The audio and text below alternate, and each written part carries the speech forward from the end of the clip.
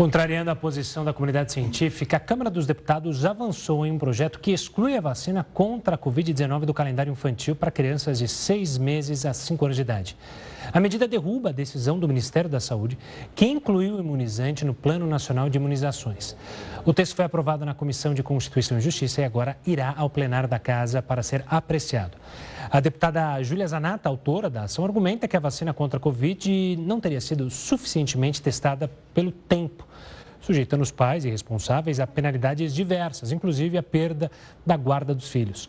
Organizações científicas e o Ministério da Saúde rejeitam o argumento da relatora. E ainda sobre esse assunto, quem está conosco para repercutir essa possível retirada da vacina contra a Covid-19 do calendário infantil é a infectologista, a doutora Luana Araújo. Olá, doutora, uma boa noite. Seja muito bem-vinda ao Jornal da Record News.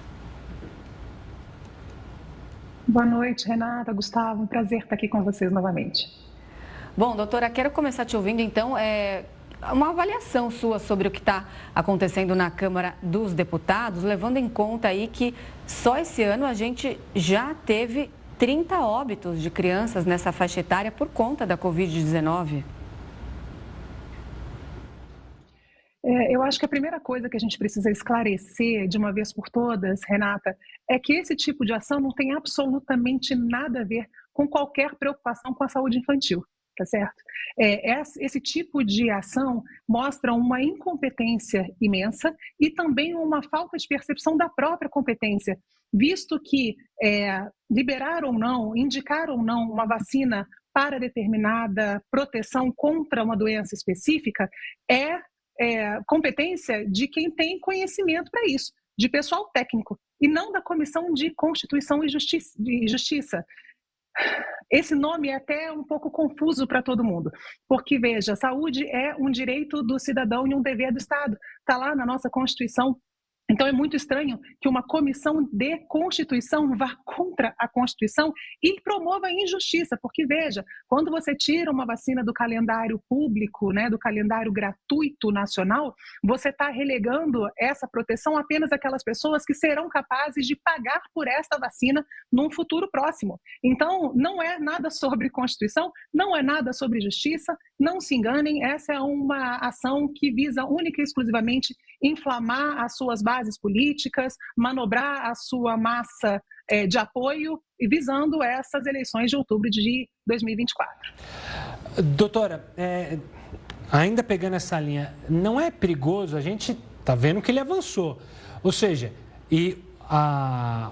o alvo foi a vacina da Covid, mas não é arriscado deixar na mão de deputados também a decisão sobre outras vacinas que já estão ali sacramentadas no nosso histórico vacinal?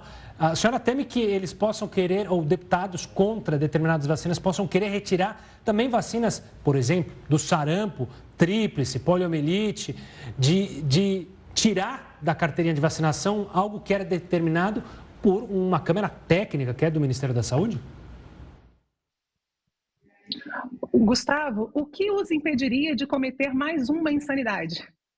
Nada, né? Quando você cruza uma linha da sua competência, quer dizer, quando você começa a agir com ignorância frente aos resultados daquilo que você está propondo, e pior, quando a gente fala em saúde, a gente está determinando saúde e doença, o processo de saúde e doença, a gente está falando em colocar pessoas sob risco de vida.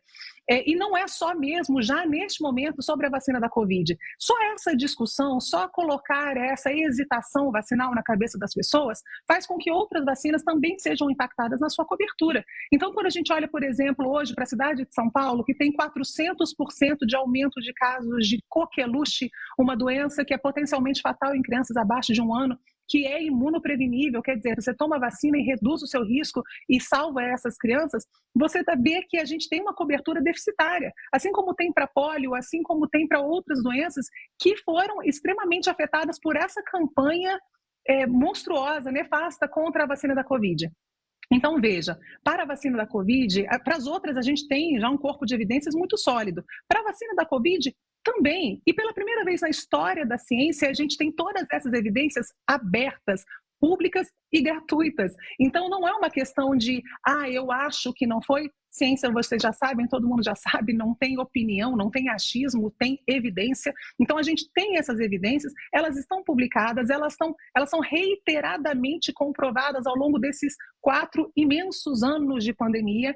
Então, não é sobre saber ou não se a vacina é eficaz e segura. Isso está lá, está descrito. Seria uma questão de analfabetismo, não de impossibilidade de verificação de evidência.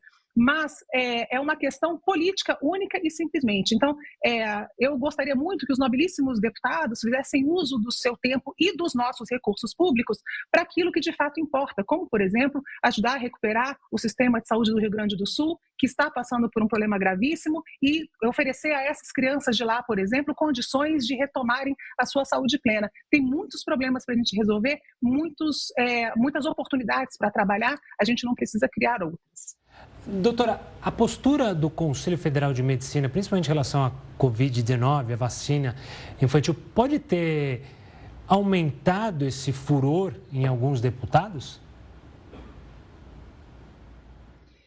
A gente precisa entender que a gente só pode esperar posicionamentos técnicos de instituições que são técnicas, não autarquias. Então, eu espero posições técnicas e claras e diretas que concatenem as evidências, que transformem isso em recomendações públicas das sociedades científicas, das agências de regulação, dos ministérios da saúde de todos os países. É daí que a gente espera. Das outras instituições, a gente sabe que a demanda política dentro e fora delas é muito grande e, infelizmente, isso parece sobrepor o interesse desses grupos com relação à saúde das pessoas de uma forma geral. Então, é muito triste que a gente viva num país em que a imaturidade política seja suficientemente grave para colocar em risco direitos adquiridos das pessoas. Veja, nós estamos falando sobre vacinação infantil. Vocês estavam falando agora há pouco sobre o imposto da blusinha, né, que é uma discussão porque fala sobre o nosso setor de produção têxtil, ok, mas de varejo, mas a gente está falando aqui sobre uma coisa gravíssima, que é colocar crianças sob risco sem a menor necessidade, retirar delas um direito que é um direito pétreo, garantido na Constituição, que é o de receber aquilo que a Câmara Técnica e o Ministério da Saúde consideram que é importante, levando-se em consideração todo o histórico e as evidências disponíveis que a gente tem sobre a vacina, sobre a doença e sobre o sistema de saúde brasileiro. Então, quando vem alguém sem o menor conhecimento técnico, sem a menor condição de lidar com saúde pública, absolutamente contaminado por questões políticas e tem o poder de eventualmente influenciar essa decisão, isso é gravíssimo. Isso não é mais ou menos. A gente não está falando sobre uma coisa recuperável. A gente está de saúde e morte. Em conseguir entender o impacto que isso causa, o nosso prognóstico, o nosso futuro é extremamente reservado. Doutor, então, para os pais que estão nos acompanhando agora no jornal, vamos reforçar aqui mais uma vez a importância dessa vacina, quais são as doses recomendadas, até por ela, eu estava lendo esses dias falando que essa Covid longa também pediátrica é uma preocupação em reduzir casos graves da doença, reduzir óbitos e até como uma proteção coletiva, porque daí acabam também muitas pessoas como idosos, imunocomprometidos, sendo também protegidos quando essas crianças acabam sendo vacinadas. Você pode então passar para a gente qual a recomendação, qual a faixa etária, quantas doses são necessárias? Passo sim, dentro desse nosso contexto que muda bastante, veja, né? Nossa agora vacina disponível é uma vacina na mesma tecnologia da vacina anterior, mRNA, mas ela é disponível para a população infantil em 2 doses e não em 3, e ela é a formulação hoje mais adequada para enfrentar o atual momento epidemiológico com as variantes que estão circulando neste momento. Então, para aquelas crianças nunca vacinadas entre 6 meses e 4 anos, 11 meses e 29 dias, quer dizer, quase lá os seus 5 aninhos, são 2 doses de vacina. Para as crianças acima disso, ou aquelas crianças que já fizeram o esquema anterior, há uma opção de uma nova dose para atualizar essa proteção e essas crianças conseguirem passar por esse período de inverno agora, que é um período que também a gente tem outras viroses respiratórias de uma maneira um pouco mais garantida. E para aqueles grupos que são grupos vulneráveis, que a gente já conhece, os idosos, imunossuprimidos, pacientes com doenças crônicas, enfim, aqueles grupos que a gente já conhece, esses grupos devem receber uma dose da nova vacina, contanto que a última dose que eles tomaram do esquema contra a Covid tenha acontecido há mais de 6 meses.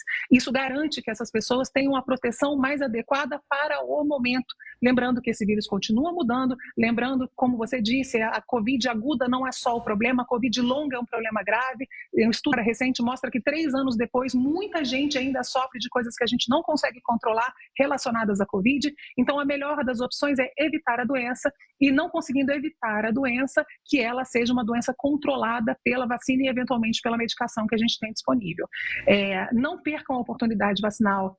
A minha geração, a geração hoje dos pais, né, de recém-pais, é uma geração que foi vacinada. A gente só conseguiu chegar aqui com saúde porque fomos vacinados. Negar essa oportunidade aos nossos filhos é de uma incoerência e de um egoísmo que não tem tamanho. Então, a gente não tem o direito de fazer isso e precisamos sim cobrar esses ditos representantes do povo a fazerem o trabalho para o qual eles foram indicados. Tá certo, doutora. Obrigado pela participação aqui conosco. Sempre um prazer tê-la aqui no Jornal da Record News. Um forte abraço e até a próxima.